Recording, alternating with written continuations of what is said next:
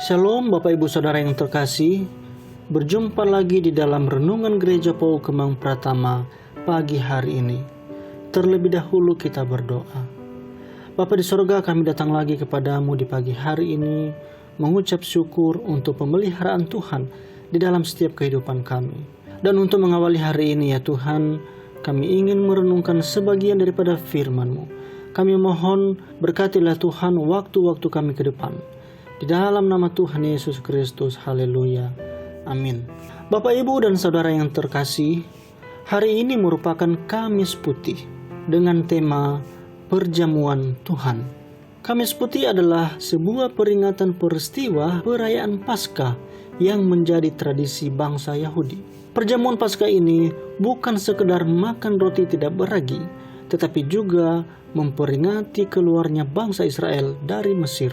Inilah yang diperingati Tuhan Yesus dan murid-muridnya pada malam terakhir sebelum dia ditangkap dan disalib. Keluaran pasal 12 ayat 1-14 menyebutkan sebuah peraturan yang detail tentang domba yang harus disembelih, aturan memakannya, dan bangsa Israel diperhadapkan pada pilihan, bersedia taat pada perintah tersebut atau tidak. Jika mereka taat, maka mereka mendapatkan kebebasan dari perbudakan di Mesir dan diluputkan dari maut yang mengintai anak sulung.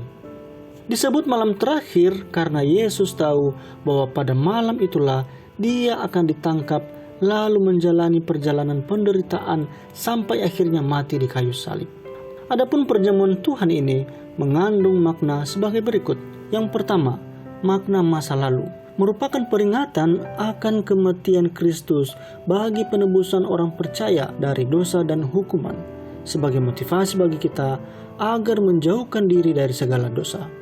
Juga merupakan ucapan syukur atas berkat-berkat dan keselamatan Allah yang disediakan oleh pengorbanan Kristus di kayu salib. 1 Korintus pasal 11 ayat 24-26. Yang kedua adalah makna masa kini. Merupakan suatu persekutuan dengan Kristus dan keikutsertaan dalam keuntungan kematiannya sebagai korban.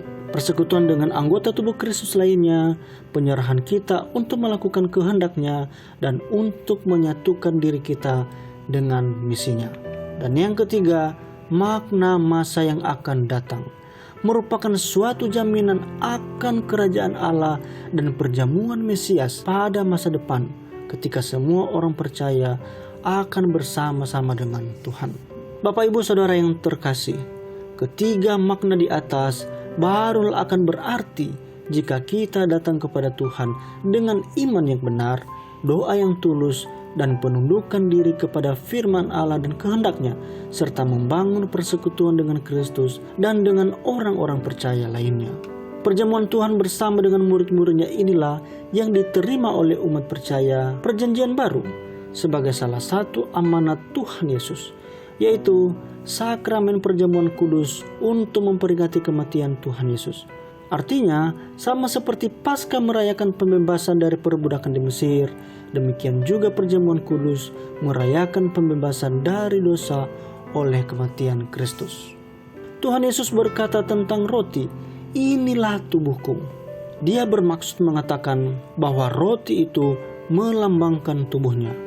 Anggur itu melambangkan darah Kristus yang dicurahkan untuk mengesahkan perjanjian baru.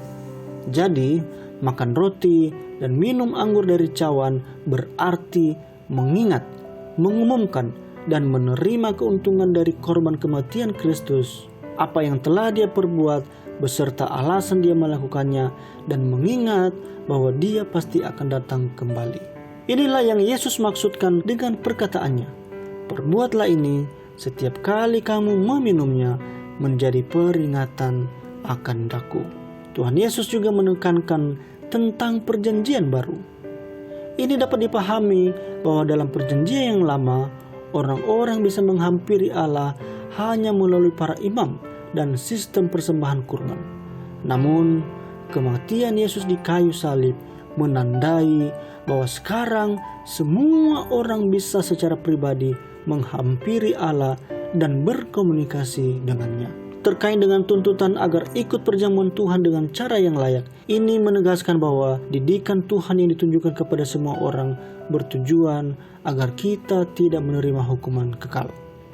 Merujuk pada bagaimana cara umatnya sesungguhnya harus menjalani kehidupan ini, juga memanggil kita untuk membawa jiwa-jiwa yang masih terbelenggu oleh dosa, agar kelak kita dan mereka ikut serta dalam perjamuan Tuhan yang sesungguhnya bersama dengan Tuhan Yesus Kristus, Sang Juru Selamat, di dalam kerajaannya.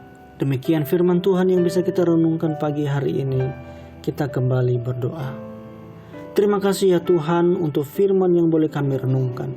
Kami siap untuk masuk di dalam seluruh aktivitas di hari ini. Kami mohon supaya Tuhan menyertai kami di dalam seluruh kegiatan yang kami lakukan. Di dalam nama Tuhan Yesus Kristus kami berdoa.